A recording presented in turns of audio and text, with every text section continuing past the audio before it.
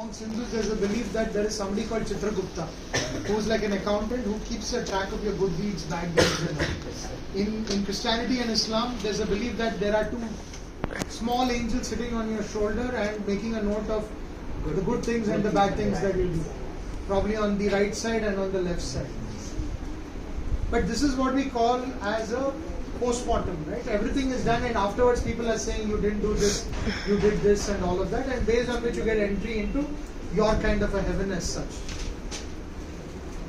But while we are living our lives, for our life to be successful, almost every religion and faith talks about self-development, about how you should be a better human being in all ways possible. Now you'll agree with me that we can't be better human beings until unless we choose to do that, right? So we know that generation after generation, our politicians and leaders fail us. It doesn't matter who it is, they don't measure up to doing what they should do. It is said, Yata Praja Tata Raja. So sometimes we say that we people are corrupt, so our leaders are corrupt. Correct? So similarly, if we are going to say that I want to be successful and really do well in life, we have to start visualizing what does success mean for us. Do you want to be an engineer? Do you want to be a doctor? Do you want to be a physiotherapist? But when you're thinking of yourself as a physiotherapist, are you working towards that goal? How do we do that?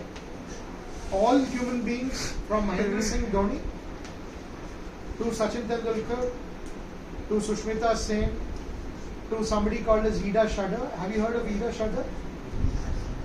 So let me quickly tell you the story of Ida Shudder. This was towards the end of the 18th century. The Shudder family was in India. Okay, there were a group of people who were looking to, family of doctors, they were looking to do well, and they would travel from the US to different parts of the world and work in rural areas and other areas for better health, medical health. So such a group of family, they came to India and they came into Tamil Nadu. Okay, and this is, I'm talking about end of 18th century, really long back, even before India became independent. To think that they traveled all the way, and then this girl Ida was a part of this family, and she told herself that she will never become a doctor. It was not even, she didn't want to be anything like her family is. One day she was with her father in the house in Tamil Nadu, and a person comes and knocks on the door. She opens, it's the middle of the night. The person says, my wife is about to deliver, can you please come and treat and manage it? She says, I am not a doctor, my father is, I will call. Says, no, in our community I think we don't allow a man to see any of our woman's body in terms of, because as a doctor you have to, right? It's in those days. Either the midwives or somebody, the ayahs used to give birth and it used to be that. Right? So the person goes away. Similarly, 2 times again this happens. Then Ida gets to know the next day that all the 3 women from 3 different religions, communities have died. Because the same thing that the men in the family are not allowing a man to treat. Now the same Ida who did not want to be a doctor suddenly decides to be a doctor. Why? Because she feels that women are dying and this is not fair, this is not the right thing to happen. So Ida takes the next ship, she goes back to the US, because even then it was not normal for girls to get trained as doctors. There was a lot of societal resistance to that, because girls would not get educated and all. We are talking about 18th century, right? We are talking about a time. So even in America it wasn't easy. So she found a college which accepted women as students, did her medical course, and she came back to India like a few years later to the same city, and she took up a house, right? And her assistant was the cook's daughter, because there were no trained nurses. If you didn't find doctors, where will nurses come from? Right? So she started operating out of that. Then slowly this young girl who had nothing to do, pretty much like Mother Teresa, nothing to do with India, she slowly started treating patients, people got to know. Then she realized that she has to encourage people to also become doctors, right? So more girls and women had to. So she had to start convincing people to let them get educated. But you also needed nurses and midwives, right?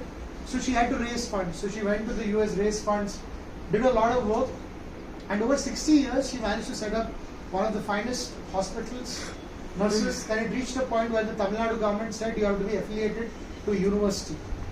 She got this college for medical education also set up, and we finally had a situation 60 years later, she passed away. with nothing to do with India, right? So now this Ida as a person, she started at this point. There was no thought of becoming a doctor, Soch. Right? She started thinking, I want to become a doctor because I want to save lives of young girls or women who are becoming mothers. She began to collect knowledge, right? Medical education. She went and found out what does it take to be a doctor, what should you do to train nurses, all of that, right? Now, as she started doing this, she got into this phase. She got into becoming a medical student also, becoming a practicing doctor. So from thought came knowledge acquisition. From knowledge acquisition, karma or work. She started doing her work, right? And we say work is worship across, all our faiths and beliefs. As she started doing this, she suddenly started getting noticed by people. Because people could see that Ida was different, right? And the glow within her potential, her gift, talent, whatever it is, started emerging her, right? And people started seeing this potential. And then this identity changed of this young person who did not have any specific ambition, but just did not want to become like her family. So from Soch to Astitva, Astitva is identity, Karma is work, Tejas is the inner potential, Gyan is knowledge. So I have seen that over the past 10-15 years, whoever I work with, whether it's in corporate, social work, somebody who's a priest, pastor, somebody who's a mullah, somebody who's a pujari, across all religions, across all different professions, from a car mechanic to the CEO of a company, I have seen them really change their identity. Even a Mahendra Singh Dhoni from Jharkhand who couldn't speak English, now speaks English fluently. Really inspirational, motivational leaders. They all worked on the identity of self to become something that they never thought that they would become. So whatever you choose to become today, try and collect more knowledge. Start putting the knowledge to work. Then you will see that people around you will change. Today you might not be good at something, but if you keep putting effort at it, you will get better at it. Remember the first time you rode a cycle, did you get